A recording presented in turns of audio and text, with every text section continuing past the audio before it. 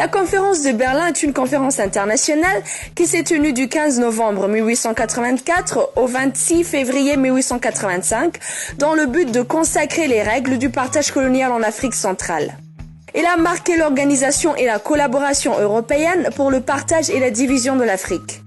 Une conférence antérieure a débuté le débat sur la conquête des Congos et a amorcé ainsi le début des luttes coloniales. Aboutissant à édicter les règles officielles de colonisation, l'impact direct de la conférence de Berlin sur les colonies fut une vague européenne de signature de traités. De quoi vous souvenez-vous sur la conférence de Berlin? Quoi d'autre saviez-vous sur cette conférence? Voici 10 faits à retenir sur la conférence de Berlin. Mais avant de commencer, j'aimerais juste rappeler aux gens qui sont nouveaux sur notre chaîne de ne pas oublier de s'abonner mais aussi d'activer la cloche notification pour être notifié à chaque fois que l'on poste une vidéo. On commence. But et initiative de la conférence. La rivalité entre les puissances européennes en Afrique centrale a été l'élément déclencheur de la conférence de Berlin. En effet, l'initiative de cette conférence a été prise par le chancelier allemand Bismarck et le premier ministre français Jules Ferry, avec pour but la liberté de navigation sur le fleuve Congo et le fleuve Niger, l'abolition de la traite des Noirs, la création de l'État indépendant du Congo confié à Léopold II, roi de Belge, et le partage de l'Afrique par les puissances européennes. Le partage de l'Afrique. Au XIXe siècle, la plupart des frontières coloniales africaines étaient arbitrairement tracées par les puissances européennes. Souvent rectilignes, elles morcelaient les peuples d'Afrique et les entités politiques existantes entre différentes colonies et empires européennes. Dans un contexte de concurrence entre États, le tracé des frontières constituait un enjeu majeur pour les puissances européennes. Des traités divisaient des territoires avant même d'en connaître leurs caractéristiques géographiques ou historiques. Exemple le Congo. Les frontières coloniales départageaient de nouvelles zones de souveraineté, françaises, britanniques, allemandes. Par elles-mêmes, elles subdivisaient en territoires ayant leurs propres règles administratives et leur propre statut, compagnie à charte, dominion, condominium, colonie, département, prétectorat, zone d'occupation, possession personnelle d'un souverain. Principe d'occupation effective. Le principe d'occupation effective stipulait que les pouvoirs ne pouvaient acquérir des droits sur des terres coloniales que s'ils les possédaient ou avaient une occupation effective. En d'autres termes, s'ils avaient conclu des traités avec des dirigeants locaux, s'ils y arboraient leur drapeau et s'ils établissaient un traité. L'administration sur le territoire gouvernait avec une force de police pour maintenir l'ordre. Le pouvoir colonial pourrait aussi faire un usage économique de la colonie. Ce principe est devenu important non seulement pour permettre aux puissances européennes d'acquérir la souveraineté territoriale en Afrique, mais également pour déterminer les limites de leurs possessions d'outre-mer respectives, une occupation effective servant parfois à régler les différends sur les frontières entre colonies.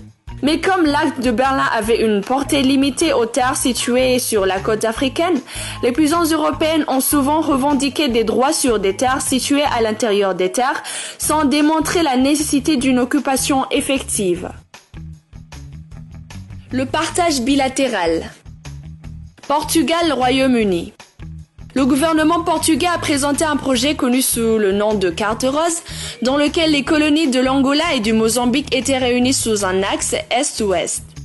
France-Royaume-Uni. Une ligne courant depuis Sei-Odige jusqu'à Baroua sur la côte nord-ouest du lac Tchad déterminait la zone dévolue à chacun des deux pays. La France s'est dotée du territoire situé au nord de cette ligne et le Royaume-Uni la zone au sud de la limite. Le bassin du Nil est resté la propriété des Britanniques. De plus, entre le 11e et le 15e degré de longitude, la frontière passait entre le royaume de Ouaddaï, qui était pour les Français, et le Darfour au Soudan, qui était pour les Britanniques. France-Allemagne. La zone située au nord de la ligne formée par l'intersection du 14e parallèle et Miltou était considérée comme française, c'est située au sud-est allemande. Royaume-Uni-Allemagne. La ligne de démarcation entre les colonies des deux pays était formée par une ligne passant par Yola sur la rivière Benoué, d'Ikoa en remontant jusqu'au lac Tchad. France-Italie. L'Italie s'est vue attribuer la zone comprise dans le quadrilatère formé par le tropique du Cancer, le 15e parallèle et les 17e et 21e méridiens. L'Éthiopie et la Libéria n'ont pas été occupées. La conférence de Berlin a conduit à une période d'activité coloniale accrue des puissances européennes. À l'exception de l'Éthiopie et du Libéria, tous les États qui composent l'Afrique actuelle ont été répartis entre les puissances coloniales quelques années après la réunion. Des lignes de longitude et de l'altitude, des rivières et des chaînes de montagnes ont été pressées pour servir de frontières séparant les colonies. Où on a simplement placé une latte sur la carte et on a tracé une ligne droite pour diviser l'Afrique. Le Congo était une propriété privée du roi Léopold II. Le 23 février 1885, à l'issue de la conférence de Berlin, les États participants dont la France, le Royaume-Uni, le Portugal, l'Allemagne et les États-Unis reconnaissaient l'État indépendant du Congo comme propriété privée de Léopold II, roi des Belges. Le territoire de la République démocratique du Congo d'aujourd'hui, soit environ 2 millions de kilomètres carrés, a été confirmé par les puissances européennes comme étant essentiellement la propriété de Léopold II. Plus tard, il a été organisé comme une colonie belge sous l'administration publique. Les atouts de la colonisation. Tout d'abord, les intérêts de la colonisation sont économiques. Avoir des colonies était un bon moyen de s'approvisionner en matières premières. En effet, les pays colonisateurs pouvaient faire apporter à la métropole tous les produits dont ils ne disposaient pas comme le coton, le cacao et faire exporter le surplus dans d'autres pays. De plus, les capitaux que les gens ont investis dans les colonies rapportaient souvent beaucoup plus que ce qu'ils avaient investi. Ensuite, les intérêts sont aussi politiques. La colonisation était une sorte de mode à laquelle toute l'Europe prenait part afin d'affirmer sa puissance. Plus le nombre de colonies était important dans un pays, plus ce pays était prestigieux. Seulement, il y avait beaucoup de rivalité entre les pays qui s'opposaient les uns aux autres. Enfin, les intérêts étaient aussi culturels. Les pays colonisateurs ne faisaient pas que déverser son trop-plein démographique dans les colonies. Ils lui apportaient aussi sa culture, lui apprenaient sa langue, sa religion et ses idées. On appelle ça le paternalisme et l'impérialisme. Les peuples indigènes étaient considérés comme inférieurs aux colonisateurs. Conséquences de la colonisation. D'abord, du point de vue politique, les frontières étaient redessinées en fonction du partage des territoires par les Européens. Ces frontières ne correspondaient pas aux besoins, aux habitudes et à l'histoire des peuples qui y vivaient depuis toujours.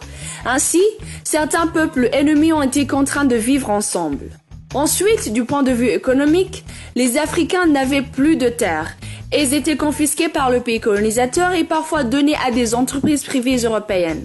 Les Africains s'appauvrissaient et ont été contraints de travailler pour les colonisateurs, principalement dans l'exploitation des matières premières, rien de très payant. Quant au point de vue social, les colons recevaient de meilleures terres, tandis que plusieurs colonies avaient recours au travail forcé.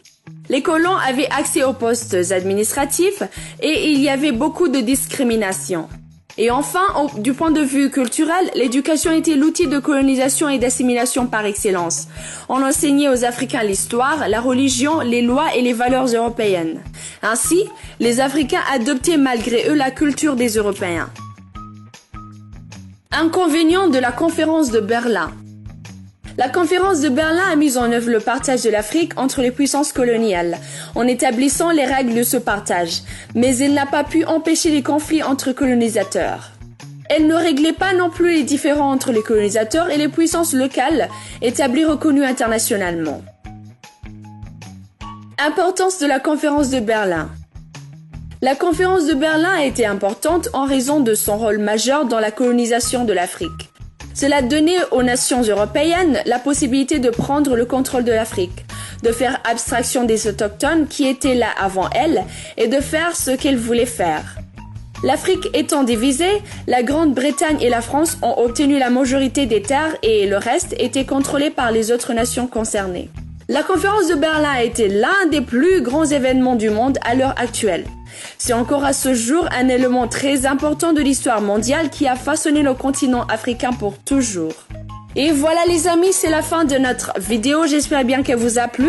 Si vous n'oubliez pas de liker la vidéo, mais aussi de nous laisser votre commentaire.